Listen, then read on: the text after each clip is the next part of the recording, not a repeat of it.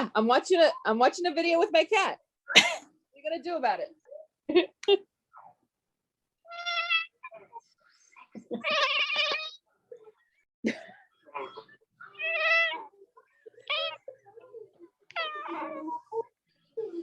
Right into the speaker. In a world where tomorrow's blockbusters reign and yesterday's classics are forgotten, 3 women intend to remember. Hey everyone, welcome to Millennials of the Movie House, the podcast where 3 friends watch older movies and review them from our modern, everyday perspectives. I'm Betsy. I'm Tracy. And I'm Serena. And today we watched 9 to 5. Working 9 to 5. 1980. Story by Patricia Resnick. Screenplay by Patricia Resnick and Colin Higgins. Directed by Colin Higgins. Starring Jane Fonda, Lily Tomlin, Dolly Parton, and Dabney Coleman. Quick synopsis, Tracy, go. Okay. This should be easy. Well, so we have 3 women who are clerical workers in a large company. And they, at the beginning, they're kind of pitted against each other a little bit. We've got like the experienced, knows everything, the new girl, and the old new girl. And they commiserate about their boss, and they fantasize about how to kill him. The next day, one of them accidentally does, but not really. She thinks she does. So it's just a hijinks movie about what they do when he figures out that they're trying to kill him, but not really. There's a lot more to the movie to that. There's a lot of, meanings and undertones, but right. That's the basic gist of the plot. They kidnap him and they take over the office and all that. All right, good job. And that was chaos quick and succinct. Chaos ensues. Good job. Chaos does not ensue when they take over. The office becomes good. Ensues with the body scene, but other than that, but I like the fact that there's, that like miscommunication that drives a lot of movies. I hate. I do too. Communication hijinks. I hate it. I think that this has some of that, but that it like resolves itself. It has its thing. It resolves itself quickly and then moves on. Which exactly. I'm like, okay, agreed. Great, perfect. Yes, agreed with you on that. Absolutely. How did we like it? I loved it. So did I. She owns it. Yeah. I mean, they all do. Completely. Yeah. Like that, and literally these parts were written for them. Mm-hmm. Mm-hmm. It was Jane Fonda's production company. She sought after this story. She sought after this script, and specifically Lily Tomlin. Mm-hmm. Yep. And Dolly Parton. And I mean, it's Judy, Violet, Dora Lee, Jane, Lily, Dolly. Mm-hmm. Like I literally was wondering about that. It only popped in my head when I was looking. Obviously, I knew Jane Fonda. This is our second Jane Fonda movie. It is. Capaloo. Mm-hmm. Capaloo. I know. I was waiting for it. Yeah. No, I loved it. Classic Good. 1980s. Classic everything. Just vintage. Like all the feels. All the nostalgia. You know? Yes. Definitely. So. Yep. I'm with you. All right. And Dolly Parton wrote this song for the movie. Yes. So this was Dolly Parton's theatrical film debut. She was nominated for Grammys, Oscars, and Golden Globes for her song, I believe. That sounds right. I think you're right.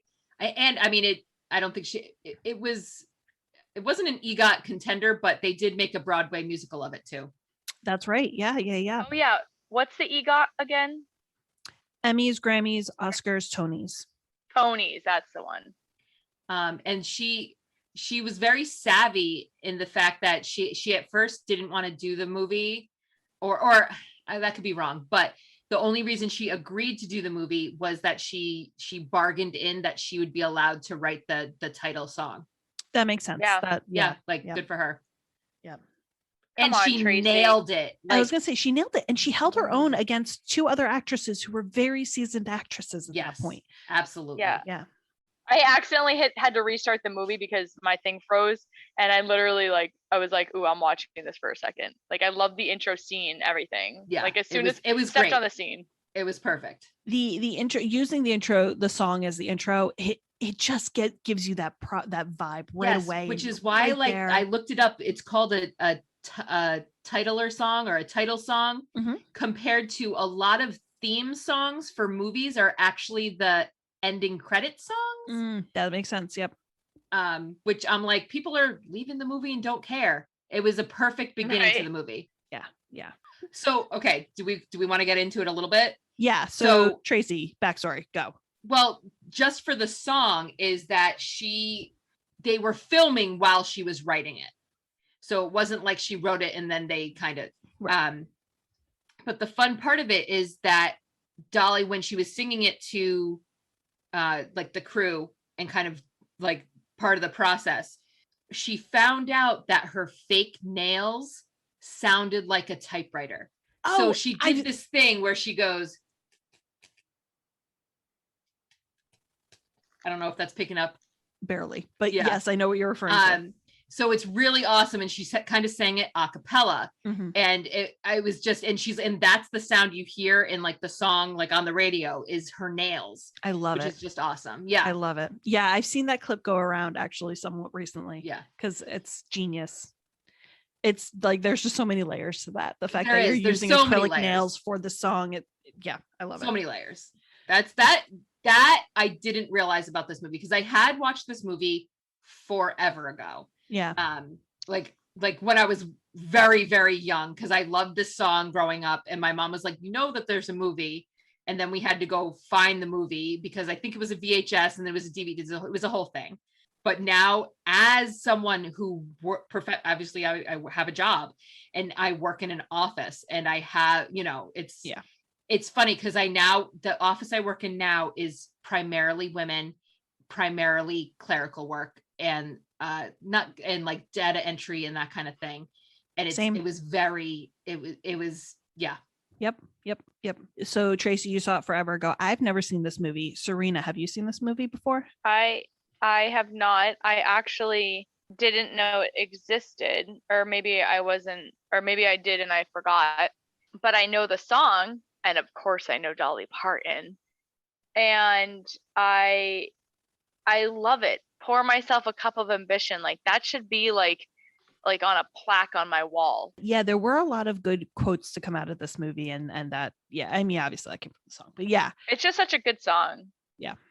All right, well, let's jump into the questions. Top of the marquee, what was everyone's favorite part? Tracy, you go first. Atta girl. Of course, Margaret, such an instigator, just amazing, multiple times. Atta girl.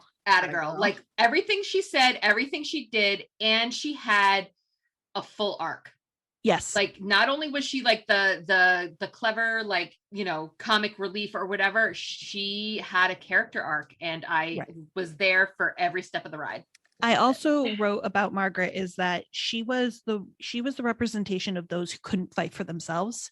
So, while our three leads were leading the way for change, Margaret was one who benefited from it. And she was back there going, yes, I want this, I need this, but she couldn't do it herself. Yep. So it was important to have that voice as well in the movie. But yeah, she was hilarious. So that was, there was lots of good parts, but she was my favorite, especially the line, the Atta girl, because I don't know how many podcasts I've said this on, so I'm a broken record, but I love things that come back. Yep. Repetition. I love it. It's funnier every time. It is. I know your pose. Atta girl. Tell everybody I'm sleeping. Taking the rest of the day off. Atta girl. Sprace. Atta girl. I love it. That is the only note I have made is Atta girl. So that I love the Serena, you had mentioned the opening credits, the song, the opening credits, just how they introduced the movie. That was great. But Atta girl's got to be my favorite. Good favorite part. Serena, what was your favorite part? Well, shoot. It was Margaret, wasn't it? Actually, okay, so I have all right, there's so many. Okay, I've already kind of touched on this, but the nostalgia of classic 1980s. It was early 80s too. So there was that like tinge of It was 70s. almost Yeah. It was holdover almost a little 70s. When they redid The Office and it was like orange, I saw 70s. I saw like a 1978, 79 Yep. orange in that Office. Yep. I don't know. There's so many. I don't know where to start. There's so many. I didn't even write them down because I'm just like thinking I'm winging it. So I loved the strong female. At first, I was like, "There's no way this is going to be the movie," and I wasn't sure where we were going with this. So literally, Violet's like goals for me. Yes. Mhm. She was so funny, and then I okay, favorite scene. They were all smoking weed. Yeah, one joint got them that toasted. They were just like, okay, oh It my was god, Maui Wowie. Of course it did. Maui Wowie, and I was dying about that too. I really liked the acting of the ladies too, of our leading ladies here. Class acts. Class Absolutely. acts. Absolutely. Like I have no desire to watch whatever the new show is with, Yeah. but this got me like one step closer. Anyway, so basically everything is your favorite part of the movie is what I'm hearing, Serena. Yeah, I think, I mean, yeah, the scene with him hanging from the ceiling is just priceless. That Is that what you're into? M&Ms? I died. The M&Ms. That was the other thing. All right. So my favorite part was everything you guys said. I had my number one favorite part is Violet as a character. Yep. She had this spunk and chutzpah and just ambition. She was such a great character. Yep. She didn't take crap from people. She knew how to handle herself and everything around. Like, yeah. Number 2 was the fashion, especially Doralee and Violet's. And then number 3 was Margaret. So boom, boom, boom. Boom, boom, boom. Yep. Yeah, I agree with you wholeheartedly. Violet is just goals. Yes.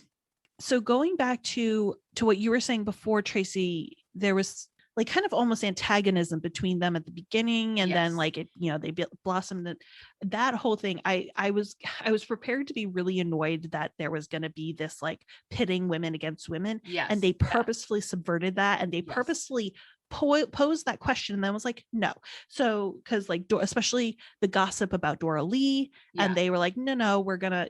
It was Yep. well written. I think it was everything well about written. this. And I think that was on purpose, because I think part of the problem is, I mean, that's just a problem in society, is don't blame the boss or the guy, people with money, have everybody else pit against Yep. each other. Yep. So if they're all worried about each other, they're not worried about the man upstairs. Exactly.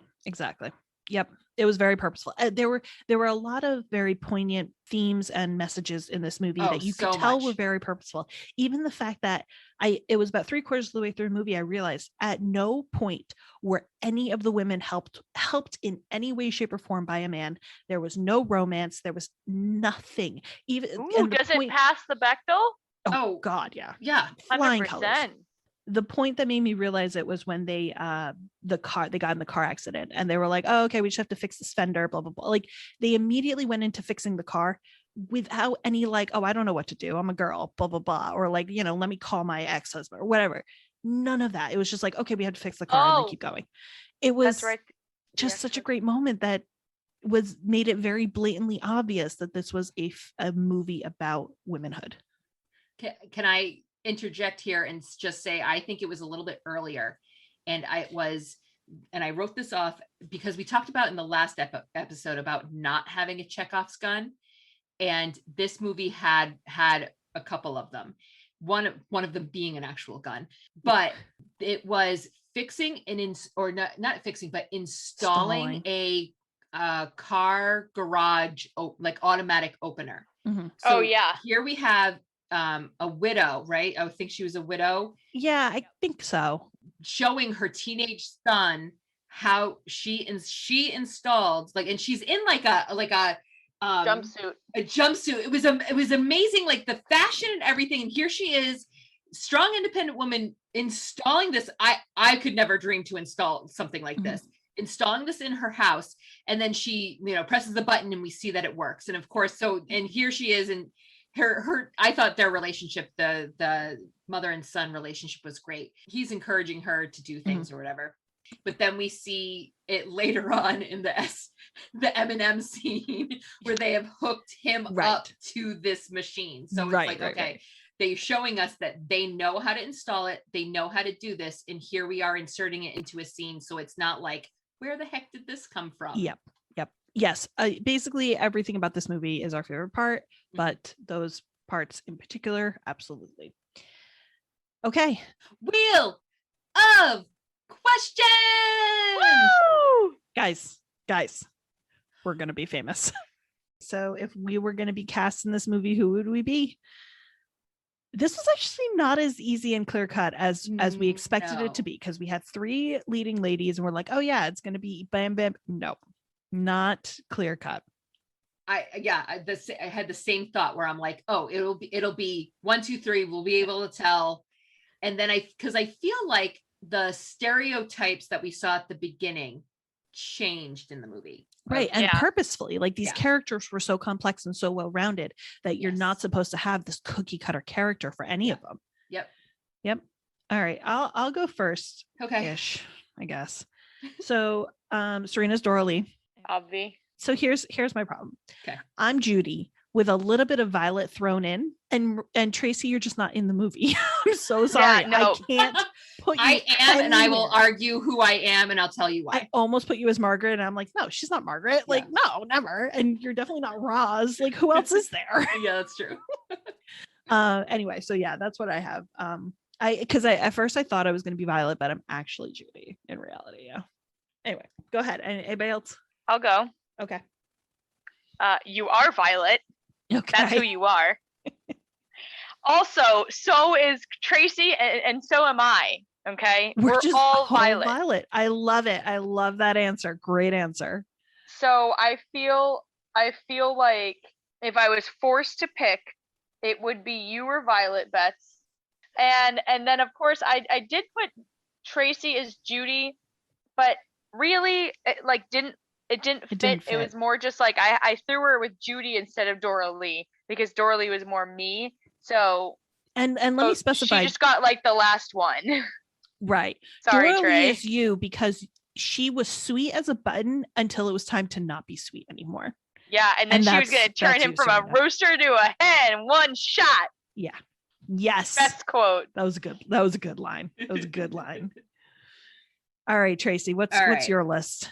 So I have Betsy, you are Violet with Doralee's dresses.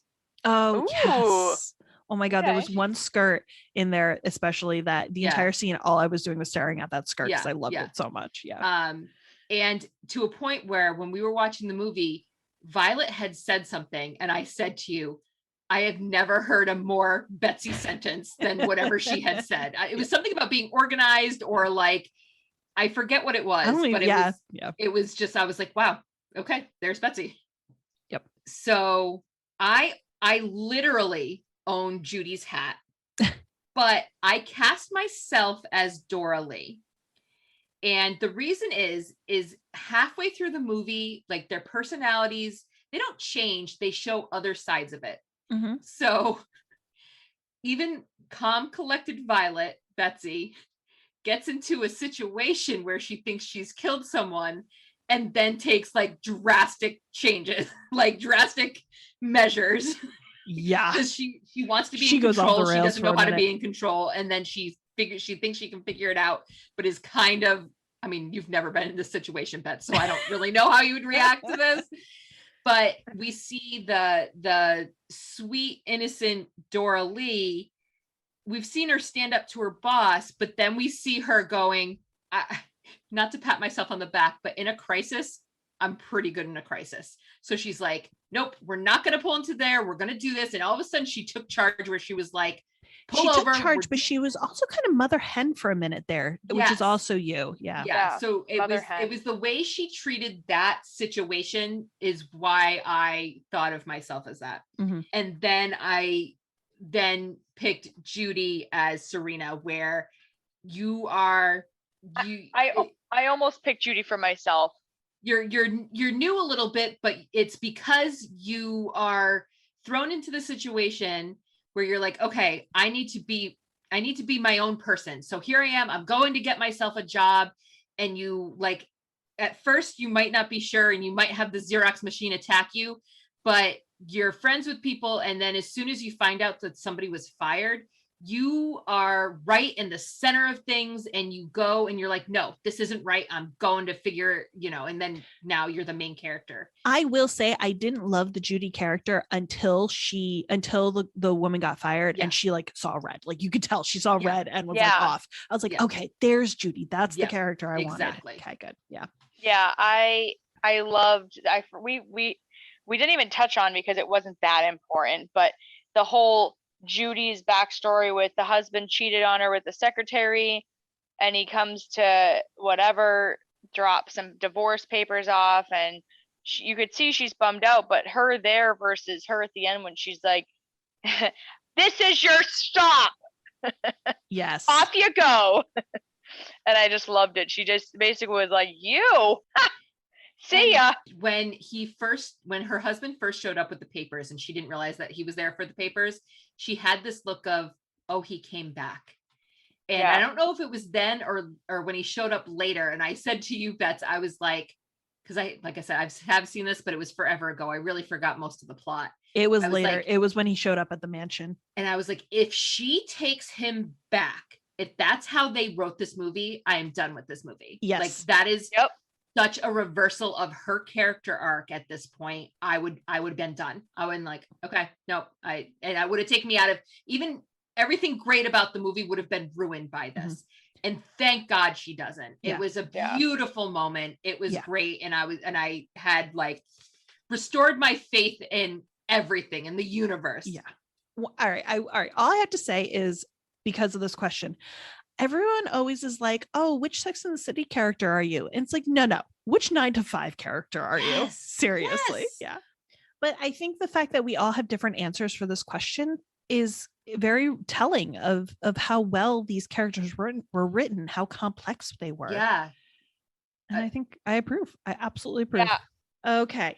Wait a minute. How has this movie influenced? Wait a minute. I'm sorry, I didn't wait for you guys. How has this movie influenced or been influenced by other movies? So my immediate response when I was watching, so first off, this movie was not what I expected it to be. I thought it was going to be, because I knew nothing about this movie going into it. I knew the basic premise and I knew the main actors, and that was it. So I didn't expect it to be a hijinks movie. I expected it to be an office-based kind of movie where it wasn't quite to the, it was more extreme than I expected it to be. Mm-hmm. Not in a bad way, in a good way. But anyway, because of that, the movies that it made me think of were the feminist revenge movies, actually. So, Promising Young Woman is that new one that came out, or, there's a movie called Revenge, or like there's this entire subgenre of women getting back at the men who've been mistreating them. Mm-hmm. And I really feel like this is one of the first ones to do it in a modern perspective. So I just want to, throw that out there, that there's a lot of movies that are in that genre that I don't think they directly reference 9 to 5 necessarily, but definitely 9 to 5 is an early version of that. That's all. So Tracy, you took this question a different route. I did. We are doing this thing where we watch the movie and one day, and then the next day we do the podcast. So I was doing a little research, specifically trying to find some movies because I couldn't think of anything to compare it to. So while I was Googling that, I found, because I was like, oh, what is this based off of? Because it's always there's always a movie like, oh, it's based on a play or a book or whatever. This is her thing. Yeah. But so this is based on a real life women's movement. Mm-hmm. So it started in 1972. And it's still going today. It's still going today. This was like the original Me Too movement is basically what this has grown out of. And they coined, the term is working 9 to 5 because that's when most people would be working. So the movement was called 9 to 5 and it transformed into the National Association of Working Women, and it concentrated on workplace inequality, the lower pay, and the lack of advancement for women and of minorities. Mhm. It also involved office place sexual harassment. Mhm. And basically in this time period in the 70s, before computers, the clerical work and typing of a company was like 90% of the workforce, and it was 90% women because and minorities to do this kind of work, and they were the backbone of all of these companies. So you have the majority of people who were at a disadvantage, and they were basically subservient. Not only were they doing clerical work, but they were doing menial tasks, from getting coffee to doing their, like in the movie, doing their shopping and doing their dry cleaning and all that kind of stuff. They were doing it as servants to these bosses. Yeah. So this whole movement was to recognize that and basically form a union. And the union for a long time was called 9 to 5. So Jane Fonda had this new production company, which she wanted to make this movie because a friend of hers was actually in charge of the Boston chapter of the 9 to 5 movement. Oh, interesting. So Okay. it through the 1970s and through the 1980s, it was just protests, and it was incredible. And so this research I did led me to PBS has a special. It's the PBS Independent Lens 9 to 5, the story of a movement. Okay. Please, I recommend it to anyone. I don't know why I had never heard of this before. It's all about feminism and the inequality that we're still dealing with today. This is still, and it's amazing to me. So when they were writing this, Jane Fonda had her hand in this a lot. It was originally written as a drama, and then it transformed to like this Black comedy, and it was too serious, and it was missing the mark somewhere. So them rewriting it as a comedy was very much poignant, because they were like, it's a comedy because these points we're making are ridiculous. Yeah. They're ridiculous, but they're also real life. There's a reason why this movie exists. And and it's funny because I've always heard of this movie. Everyone always, references this movie. I don't know how many people have actually seen this movie. Everyone knows the song. Everyone can sing along to the song. But I don't know how many people have actually seen this movie. And there's just so much in it. So much goodness in it. Yeah. Atta girl. Yeah, I agree. Atta girl. Here's to the beginning. That was the closing line, or close to the closing line. All right. So my whole spiel, go watch that documentary. It is amazing. Give us the name of it one more time, Tracy. PBS Independent Lens 9 to 5, the story of a movement. Yes, I will be watching that. All right, ladies, please remove your hats and silence your cell phones and put it in a locker. How does this film hold up? I mean, it does. We've been talking about it. It's still completely relevant today. To a point where it's sad that it still holds up. Yeah. Just replace the fashion, which I actually not so secretly love. Yeah, keep it in the 80s. That's totally fine. Yeah, actually. So let's talk about the fashion for a second, because I know we've already been talking about it, but I very quickly said, yeah, she had a butterfly motif through the whole thing, but that was very purposeful. Oh yeah. She is the butterfly, and they were, and so even the fact that they were throwing the message into little elements like that, I feel like I could watch this another 10 times and pick up those types of things again and again and again. Yeah. So we had, with like the wheel of questions, we're not quite sure what the spin will land on, but if we had done a recast of them, my answer would have been same cast: Jane Fonda, Lily Tomlin, and Dolly Parton. Yeah. Like, I would love to see this movie right now with those three. Absolutely. Yeah. And you know what? I bet you anything, all of them would do it. Oh, they've done reunions for this movie Oh, and yeah. whatnot. They would totally do this again. Yep. All right. Well, that was an easy answer. Boom, we fixed it. In my opinion, it ran a little long. That was exactly what I put, is it seemed a little long. It just seemed a little long. And the element that ran long to me was the fantasy scenes. Yep. Though the fantasy scenes do come back, because the whole point is that in reality they do carry out Do these exactly that, variations yeah. on these fantasies. But my question is, does the fantasy device help or hinder the movie? So Serena, what did you think of those scenes? I thought they were kind of funny, but also like a little like on the cheesy side. And I did feel as though the movie was long. I watched it on a work night, so I wasn't able to finish the last half hour out the same night. Yeah. Fair. I think you make a great point, Bets. I think the bringing things back again, that's exactly what they do, because each of their fantasies come back and they actually kind of do the fantasy, right? However, I think it would have been just as effective and it would have sped up everything if they had just been, sitting there smoking and just quickly said what they were going to do. Yes. They didn't have to, because I went back and actually rewatched some parts and it was just long. It was like, okay, all right. No, we get the joke. I think it was their way of playing dress up. Like, I think Dolly Parton probably wanted to dress up as her Western girl. And honestly, I will say, actually, I wouldn't want to get rid of that specific scene because it's really very interesting how they do that role reversal. And That's true. I think it's effective. And it's like, come here, sweet cheeks, or whatever she was saying to him. And it really like puts it in perspective when you look at it that way. It's like, okay, wow, we're so used to seeing the men be like that. Even now in 2021, I'm like, oh, that's aggressive. Wow, that's what it is coming from the other side of things, right? Doing that, having it be a woman to a guy, it seemed funny and ridiculous because you're like, that would never fly. Well, then why does it fly when a guy does it to a woman? Why is that okay? Because they've normalized that. Exactly. So you're right. That was the one that to keep in there. You're right. But you couldn't just keep in there one. Right. Yeah. So you'd have to sacrifice it to get rid of the other two ridiculous ones. But good point. Good point.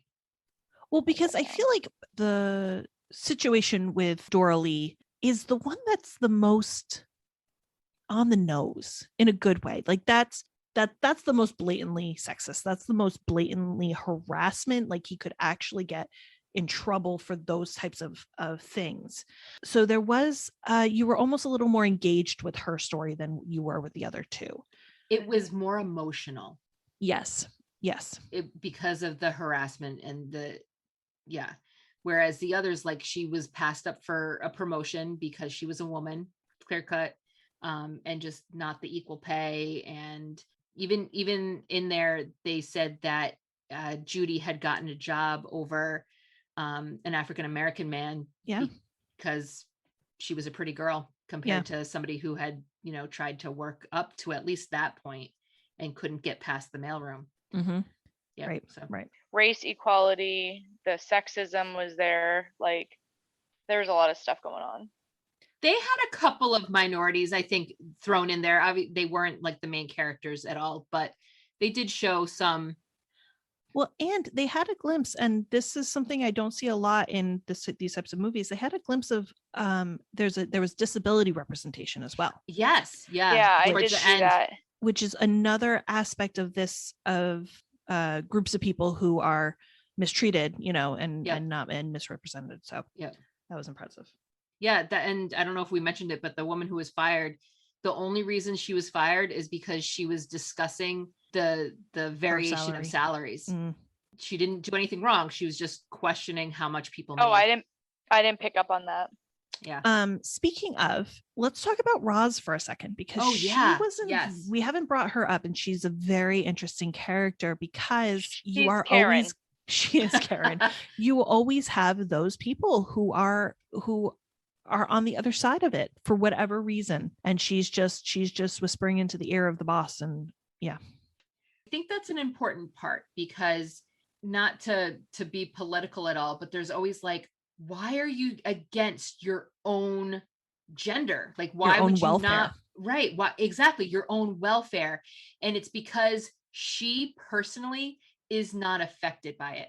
Right. She is making like the reason this woman is fired is because she was comparing the salary between herself, Roz, and the boss. Right. And Roz was obviously making more money than the other girls. So she didn't want to, Rock she the was boat. making more, so she didn't want to rock the boat. Right. So she wasn't, I mean, she was looking out for herself, but at the detriment of herself. But there are always those people who can't sympathize or empathize. They can't. Yep. They can't look past their own situation. They have Yes. I got you. Yeah. But the fact that they had that in there was great because Mm. it's a very realistic aspect of a situation like this, of a Yep. movement like this. Yep. All right. Notes roundup, guys. What does everyone have in their notes that we haven't talked about yet? I will say that the copy scene spoke to me on a personal level because I remember within my first month of starting my first office job, which is my current office job, I messed up a very simple copy job. And I mean, thank God it wasn't to that degree. And it was like nobody yelled at me. Like my boss was very nice about it, but it's still like such a stupid mistake to make. But you have to go through those things. You have to go through Yeah. those trials. You're going to be bad before you're good, even at the menial jobs. Yeah. So Yeah. I think that's really funny that you resonated with that because it's happened to you. And going back to our last movie, the Don't Tell Mom the Babysitter's Dead, the fax machine. Yeah. Like Yes. I Yep. had that moment of not being able to use the fax machine. right. Yep, that is real, guys. Real things. The only other thing I have is the one quote that I wrote down, and it was from Violet.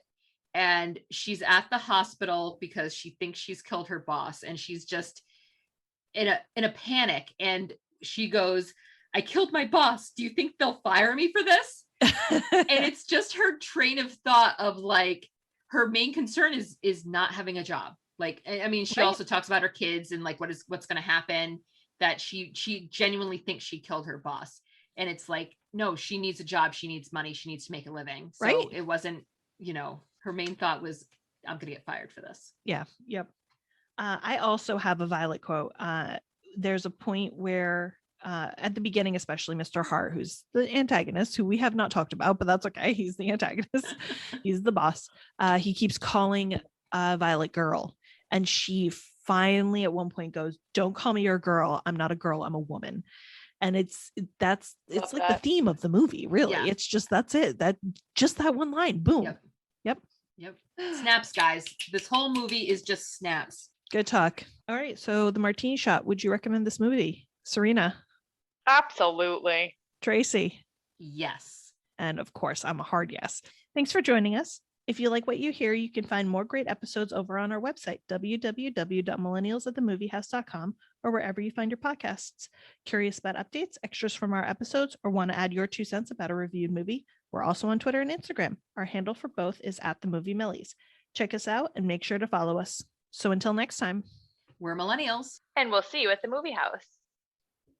Working 9 to 5.